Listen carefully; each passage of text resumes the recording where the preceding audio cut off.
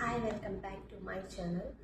Big బాస్లో నిన్న family ఎవరైతే స్టేజ్ మీదకి వచ్చారో కళ్యాణ్ వాళ్ళ ఫాదర్ వచ్చారు. ఆయన కొన్ని మాటలు చెప్పారబ్బా, 2 రాష్ట్రాల తెలుగు ప్రజలు మనసులో కొల్లగొట్టారు అనిపించింది. ఆ వర్డ్స్, ఇది గూస్ బంప్స్ వర్డ్స్. కళ్యాణ్కి అయితే దీంతో చాలా ప్లస్ అవుతుంది.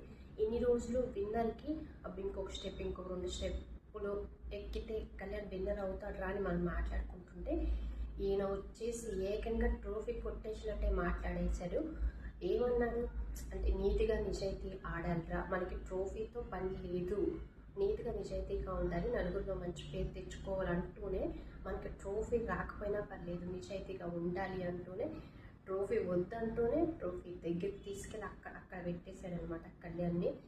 తండ్రి కొడుకులు అయితే సూపర్ అనిపించారు. ఇద్దరు చాలా బాగా జెన్యూన్గా, నీట్గా, నిజాయితీగా ఉన్నారు బాబు అనిపించింది. ఇన్ని రోజులు కళ్యాణ్ కూడా అలానే ఉన్నాడు హౌస్లో, చిన్న చిన్న మిస్టేక్స్ తప్ప. వాళ్ళ డాడీ వచ్చి మాట్లాడిన మాటలకైతే ఇద్దరు తండ్రి కొడుకులు సూపర్ రా బాబు అన్నట్టు అనిపించింది.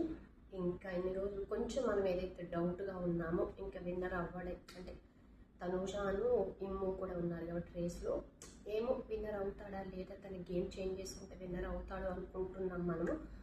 సో కానీ అది లేకుండా తండ్రి వచ్చి కొడుకుని ట్రోఫీ తీసుకునేంత రేంజ్లో పెట్టి ఆ మాటలు మాట్లాడి వెళ్ళిపోయారు.